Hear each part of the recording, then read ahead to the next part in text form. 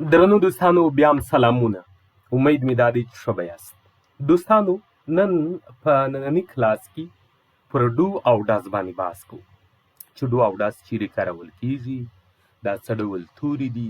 اکثره دوستان په دې برخه کې مشکل لري. ګورئ دوستانو، ډو او ډاز چې دي خپله کومکي فعلونه دي. ډو او ډاز کومکي فعلونه دي چې په پښتو کې د آیا معنا ورکوي.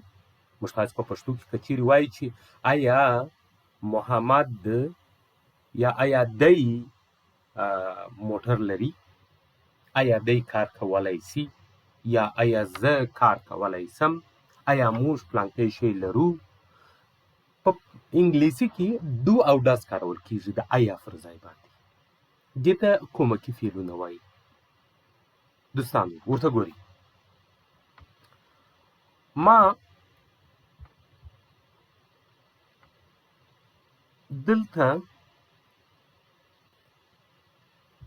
یو مثال، څو مثالونه ستاسو لپاره لومړی راخیستي دي. زه غواړم چې لږ وضاحت نور هم درک کړم. ګورئ دوستانو، ډو چې دی د یو وی ډي او آی سره کارول کیږي. ډو د یو وی ډي آی سره کارول کیږي، او ډاز چې دی هغه د هی شي ایټ سره کارول کیږي. په دې اړه به حتما معلومات لري چې دا پرونان دی، چې مطلب مخکې موږ سبجکټ یا پرونان موږ ورته ویلی چې مخکې یو وی ډي دا بیل درس دی. زه پوهېږم چې تاسو په طبعا په دې اړه معلومات لري، که څوک نه لري انشاءالله په دې اړه بیا هم زه کلاس پر بل کلاس کې پر دې موضوع باندې هم بحث کوم. خو زموږ نننۍ موضوع چې ده ډو او ډاز ده. نو ډو چې دی د یو موږ یو البته دوی وی موږ دی دوی آیزه دا د جمع شان دپاره کارول کیږي. په ساده اصطلاح که وایم ډو چې دی د جمع شان دپاره کارول کیږي، لکه یو دوی وی موږ دی دوی آیزه. تاسو به وایاست چې آی ولې راځي، نو آی جمع نه دی، دا د انګلیسي قانون دی. دا لکه موږ چې په قند کې وویل هلته هم همداسې راځي، دلته هم همداسې راځي. د انګلیسي قانون دی. آی دا په عموم کې په جمع کې په انګلیسي کې دلته په دې دغه کومکي فعلو کې استعمالیږي. او په ډاز کې بیا هی شي ایټ دا مفرد شان دپاره کارول کیږي. ما دلته لاندې څو مثالونه راخیستي دي. ګورئ، په دا سره خطه باندې دلته ما د ډو مطلب دا دی چې زه لومړی پر ډو باندې کار کوو. او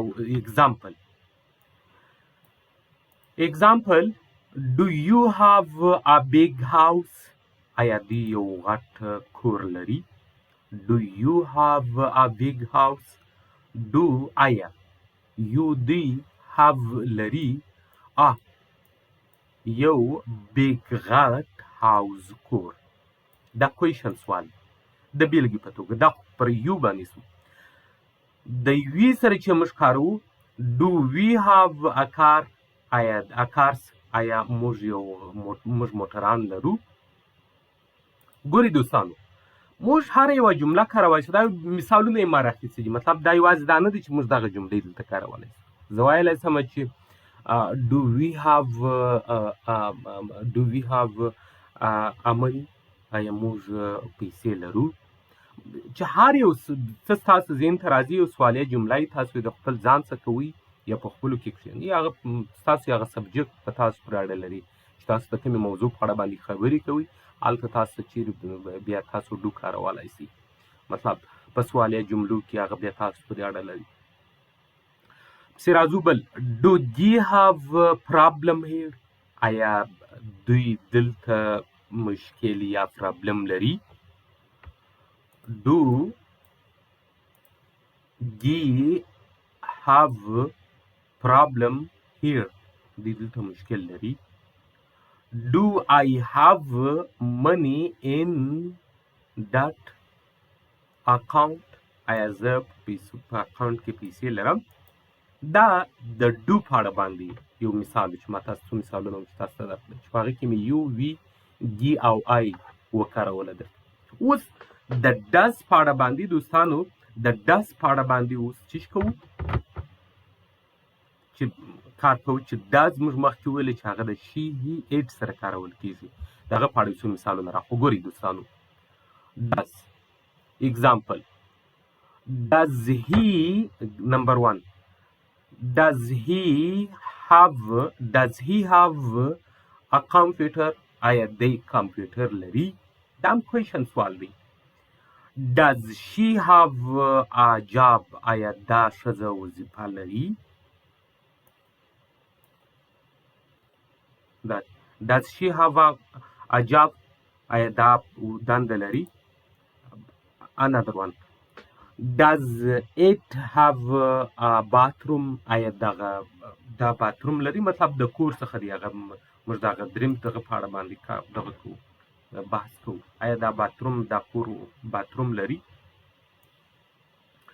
نو دا و دوستانو د ډو او ډس په اړه. د دې په اړه باندې څه نور مثالونه ما راخیستي دي، ورته ګوري چې هغه میکس دي.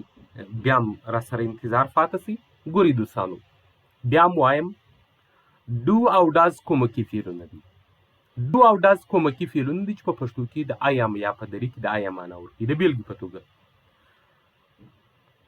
اتم، does he have any other question؟ آیا دی تاسو دی نور سوالونه لري؟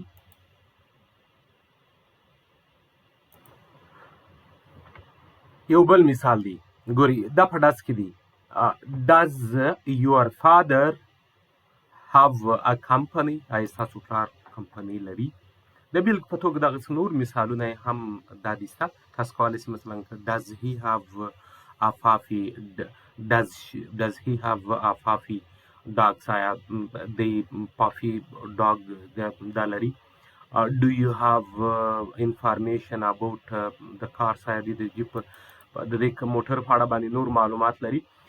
دا موږ بیا هم لکه ما چې وویل تاسو نور هم دغسې جملې پر جوړولی سئ او کولی سئ چې ورباندې کار وکړي، خو لږ پرکټیس غواړي. پرکټیس ورباندې وکړئ. بیا هم زه یو ځل بیا تکراروم چې ډو او ډز کومکي فعلونه دي. ډو چې دی هغه د یو وي ګي آی سره کارول کیږي، او ډز چې دی هغه د هی شي ایټ سره کارول کیږي. یعنی ډو د جمع شان سره کارول کیږي، او ډز چې دی هغه د مفرد شان سره کارول کیږي. نو دوستانو دا و د ډو او ډز په اړه باندې معلومات. امید لرم چې تاسو ښه پوره پوه سوي یاست. که بیا هم څوک مشکل لري ماته دې په کمنټ کې ولیکي، او دغه راز که زما په کلاس کې کوم مشکل و هم دې په کمنټ کې ولیکي، ځکه انګلیسي زما خپله مورنۍ ژبه نه ده او موږ هم د نورو څه زده کړې ده. که کوم ځای و مشکل و انشاءالله هغه به په ګډه سره حل و. نو موږ ته راکړئ اجازه، تاسو چې هر چیرې یاست روغ او نیکمرغه اوسئ.